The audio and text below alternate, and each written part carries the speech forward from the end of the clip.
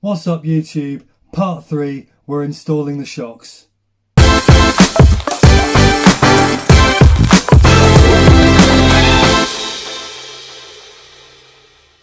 Well, I've never done this before, so it's going to be a new experience for me.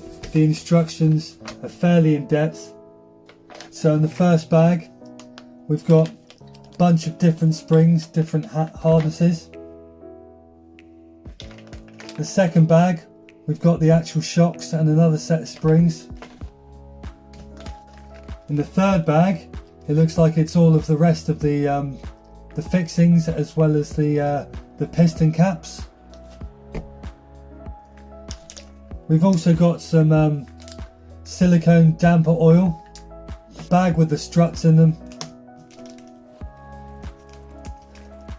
bag with all the oil seals, and all of the hardware. Right, so to start off with, I think I'm just going to lay everything out, line everything up, and go from there. A red dot on the end. Let's look at all of that. And then, in here, shut that out of the way, we've got all of the actual pistons, as well as lots of other bits and bobs.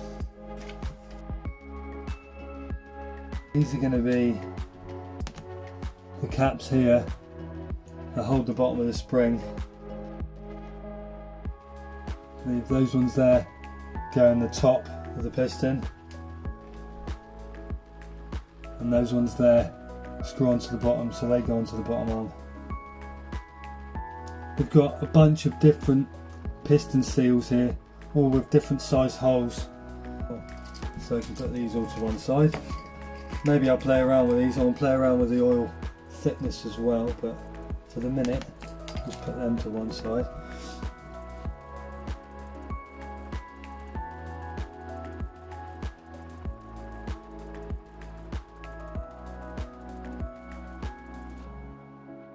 What I like to do when I'm doing anything like this that's got loads of parts is just get everything out, and then I'll group everything into the various different, these are being annoying to get out, into the various different parts, so everything grouped the same. And then, oh, there's a lot of those. We can kind of start laying everything out into what needs to go where. 3 weeks later. Right, so let's pick you up here. So we have got shock body layout, top cap, mounting point for your shock on your subframe, urethane bush, seal, body, end cap. Fix them all together. Spring assembly, there's your rings you put in the adjuster ring to stop them from slipping. Those are the softest springs in the pack, they're the red ones. They do come with some yellow, green, white and some black ones, but I'm going to go with the softest ones, which are the red ones from what I can tell.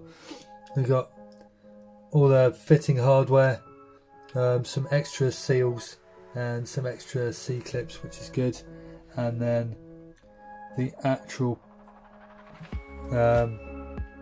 shock shafts and pistons. So yeah, grab the shock shaft, stick on an O-ring, stick on a C-clip, put on your piston, then followed by another C-clip so it's sandwiched on those two little grooves, and then in that order, seal, spacer, rod guide, and then we'll drop that into the housing, put on the bottom cap, and away we go. But you'll see, I think I've pretty much worked it out, and obviously that is the silicone oil that's going in there. So yeah, let's get on with it. Alright, so I think first thing first, I'm going to go with sticking on the C-clips here now. Through building the rest of this, a magnetised screwdriver is a bit of a lifesaver. I've got a feeling these are going to be the most annoying.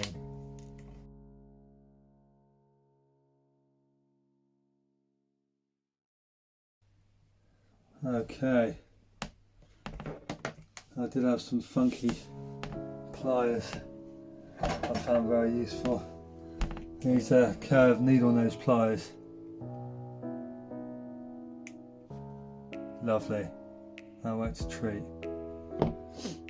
And then these piston hat, see these ones, wow. Oh, that is tighter than I was expecting.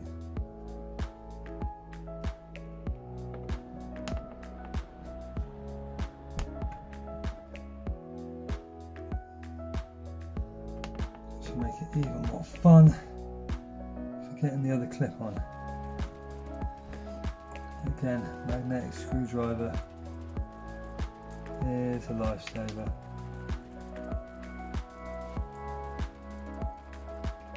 I haven't found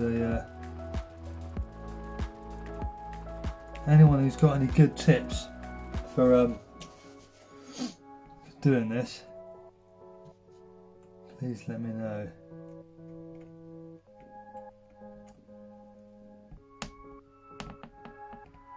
Let's line him up there and try and squeeze him on.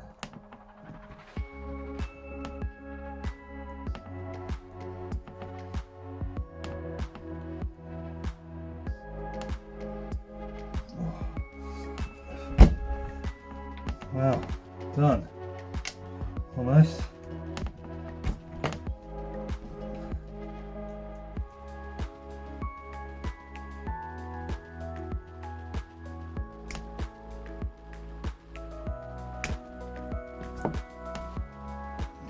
Not quite seated.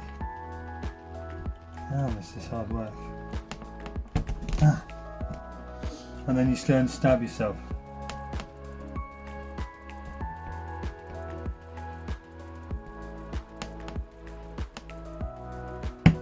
There we go. Whew. That's alright, only a couple more to go. Right. So then we go ahead and put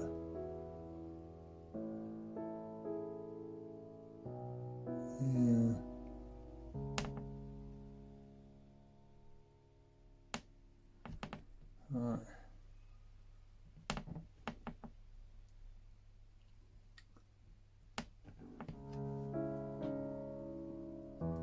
And then that just goes into the shock shaft. We put the O-ring over that, followed by a spacer, and followed by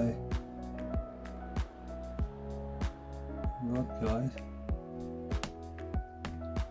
And then we put the cylinder end on.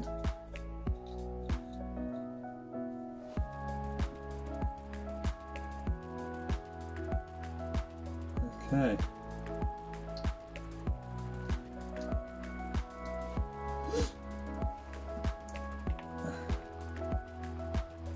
So we have one built to that stage.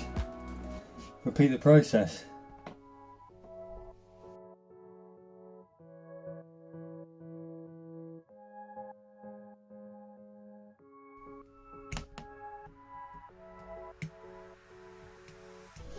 That's definitely the technique. Placing on and squeezing it on with one of these. If you don't have one, definitely something that you want in your arsenal. Right, so drop the rod down into the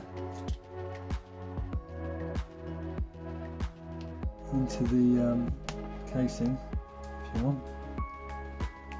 On with the seal. Place that into place there. Spacer. Rod guide.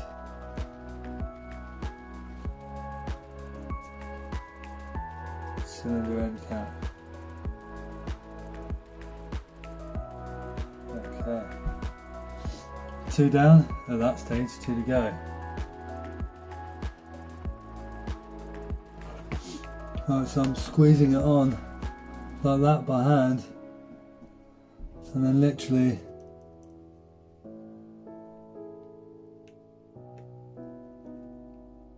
popping it on a little bit harder.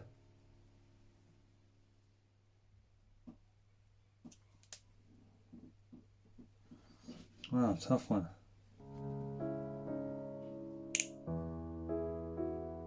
There you go, so it's seated like that. And on.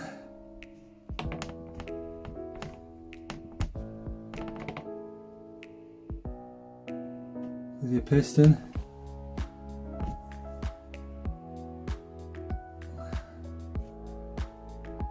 And then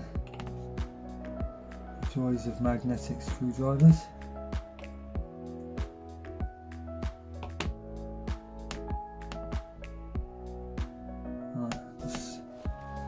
Seating it in place and then snap. On we go. Lovely. Now again,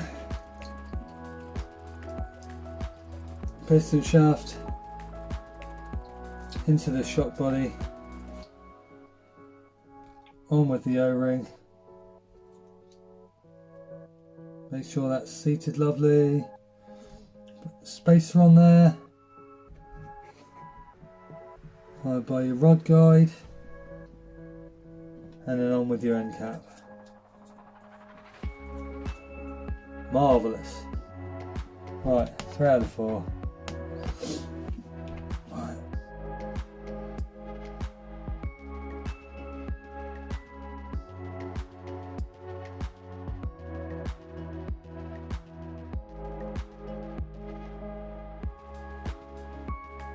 Just going to screw on the bottom eyelets.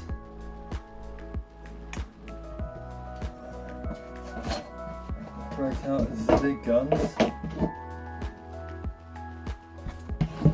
Right, so I've just wrapped a bit of random plastic around there just to stop the piston from being damaged. The piston shaft being damaged. Take that, I might as well use that as a guide for how far I'm going to thread these on.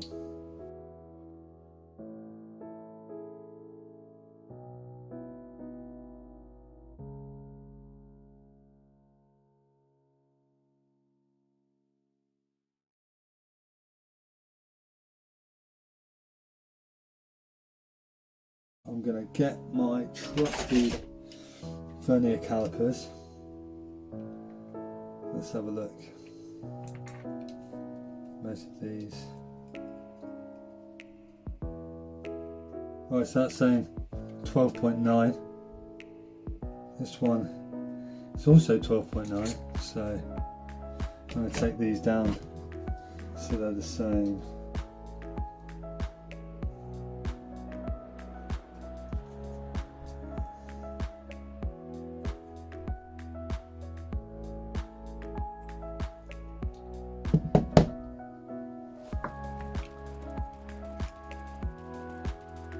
Lovely.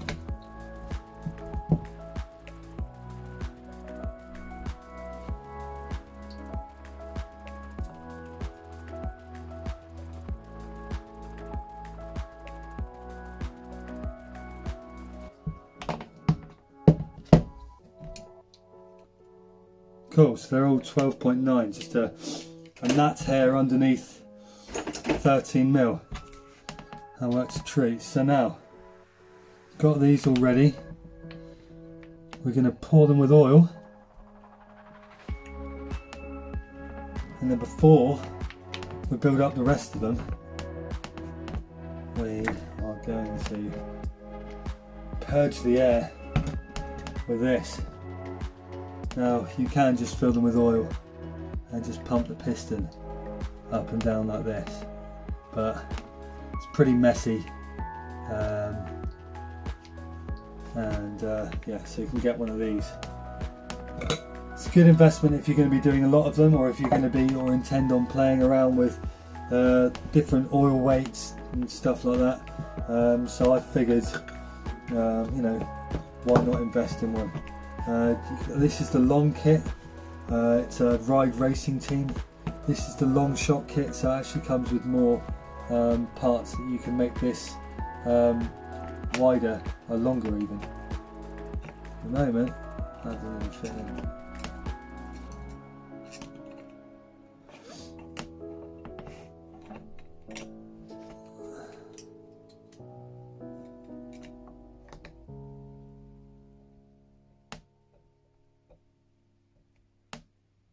Right, so I'm just going to stick these in here, like so, making sure they're as level as they can be. I'm just going to stick my finger in like that and then lower it into the chamber. I say I'm kind of winging it, but you know, do what you got to do, right? So the idea is leave the piston fully down, shock shaft fully down, and then we're just going to go in.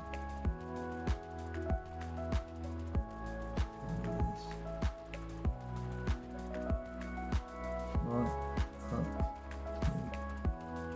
to the top.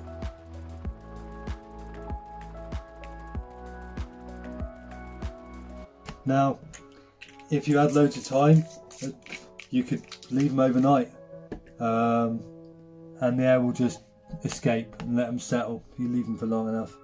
But this is a lot quicker, so we're just gonna stick down in there and then put this back on. Apparently all you need is about 10 pumps, and it's going slow as well, so just drawing the air out and then down, exhaling it, drawing the air out.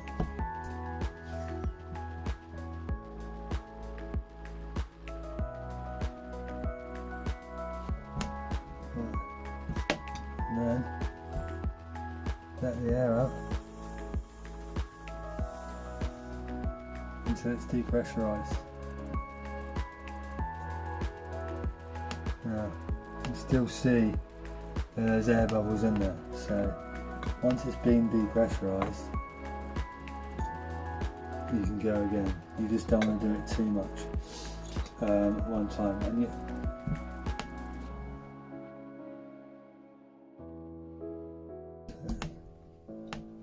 wow, and you can just see everything being drawn to the surface. Amazing. Right, I'm just going to sit that there for a minute. I'll be back.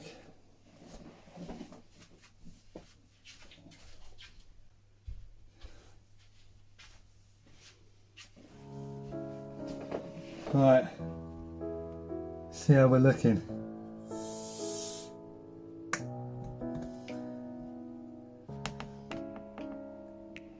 Yeah, that's awesome. I can see 0 bubbles in there now. So I'm just going to stick my finger in there, pull it out of the chamber, and there you go. Now, this bit might be quite messy, but it's better to make a bit of a mess and then hopefully have no air in there. So you actually want some to come out. So I've got an old microfiber rag So I'm just going to use that. I'm just going to build them on here. So one by one, I'm just going to take it out. Little wiggle. Oh, huh. Surprisingly, it didn't go everywhere. Right, and then you've got this cap that goes in the top face down, and then you've got this little bushing that goes in the top, like so. You've got the top cap. There we go. It's leaking that. That's fine. And then we're going to go over the top. This.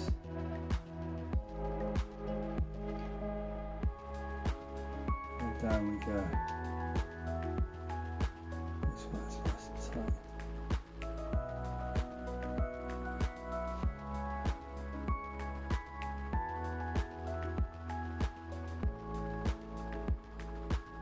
You can see the rebound on that. So I might want to, in time, might want to change the oil weight. I don't even know what this is. 300 CST 15 mil. Yeah, it doesn't really even say what it is, so not really got a clue.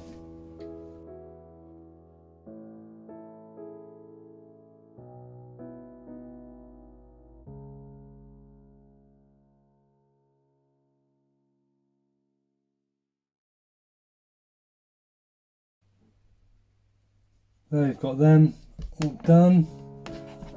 Give them all a bit of a wipe.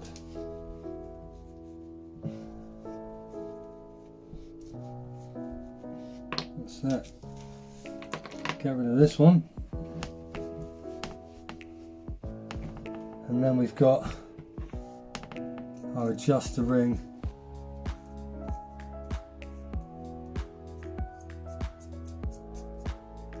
Like this, which I'm going to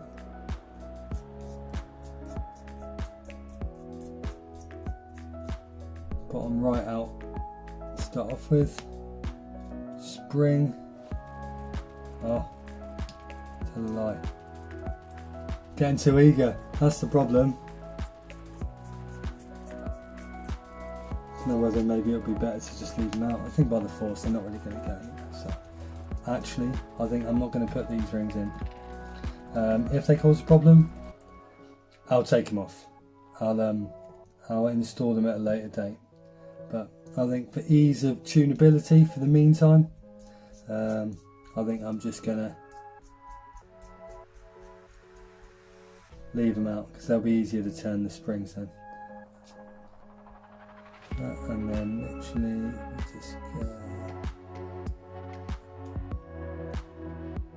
down like that, and then we're just going to wind them back down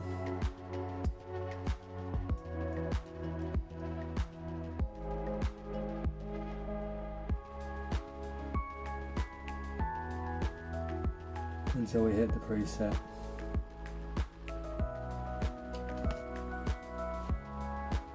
Lovely.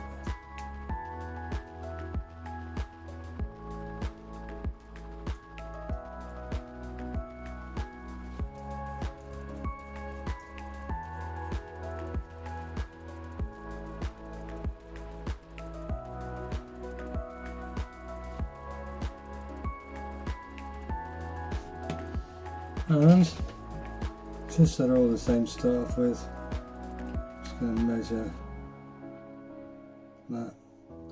It's 9.2, so I'm just going to take it down so it is bang on 10, because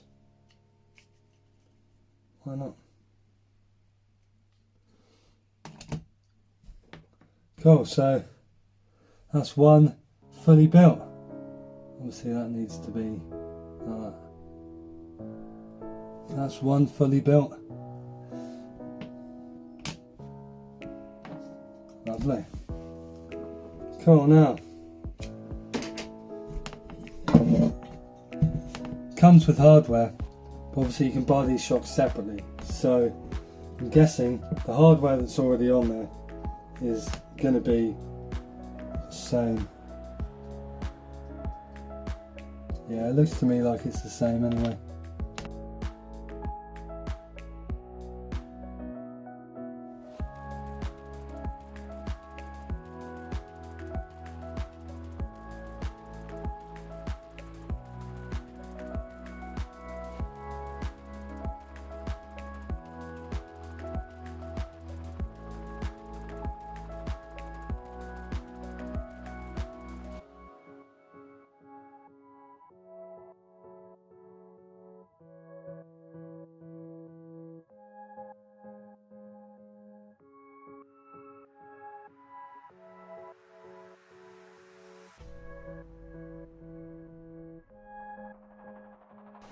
It's going to go a lot lower on the front. I can tell you this now. Oh, that's going to be amazing compared to. I mean, the alignment's all to whack, but I couldn't do that until I built the shocks up. So that's going to be one of the next things.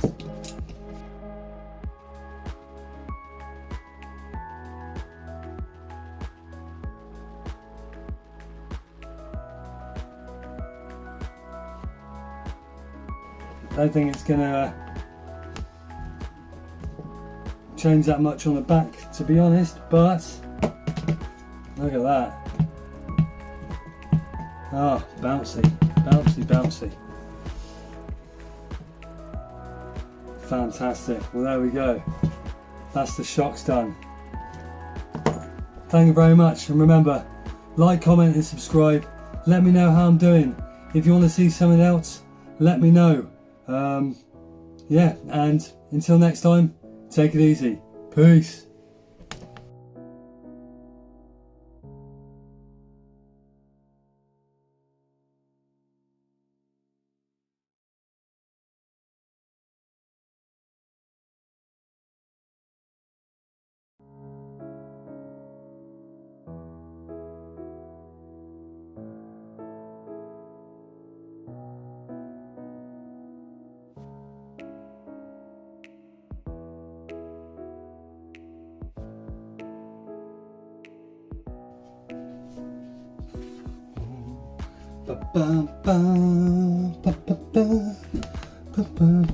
Oh hey, I didn't see you still there.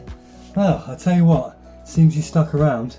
How about we do a little bit extra, right? Just between you and me. Shh, don't tell anyone, right? How about some racing servo posts and the Onisiki servo, eh?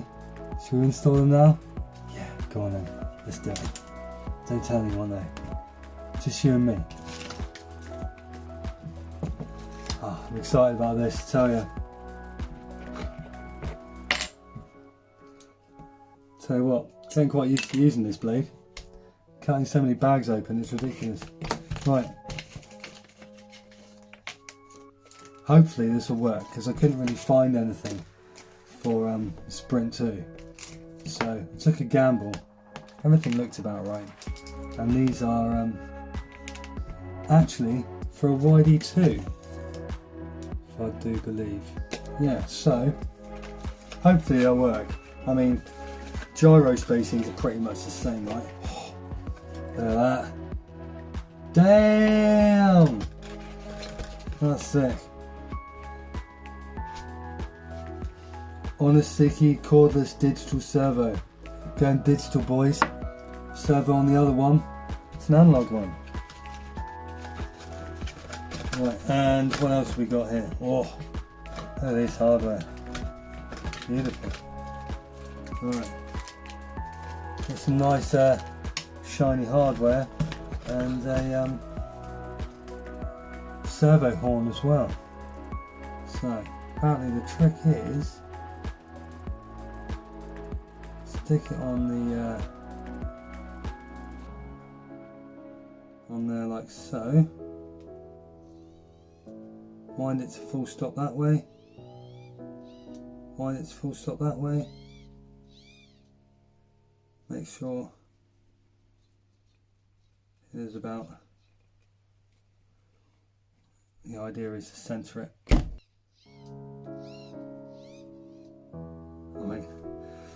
That looks pretty centered to me.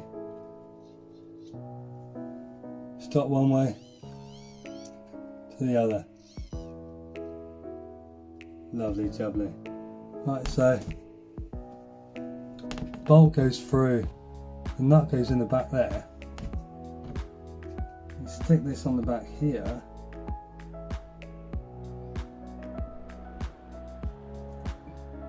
Like so.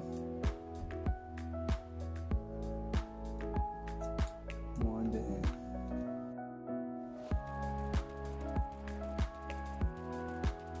Some stainless fittings will fit in the bottom.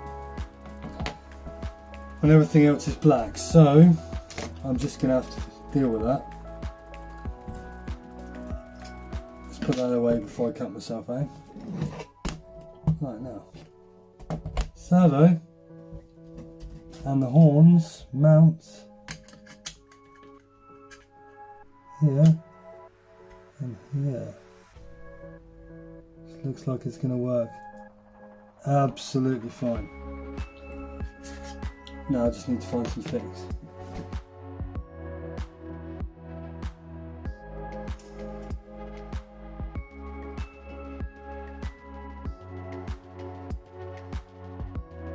See, everything I do, I just end up with more random bits. 1, 2. Well, there we go, that'll do it.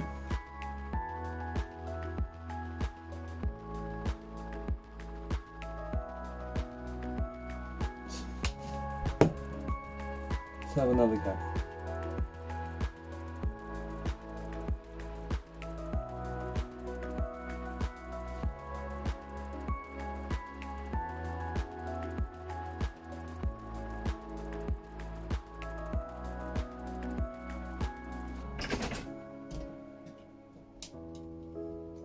And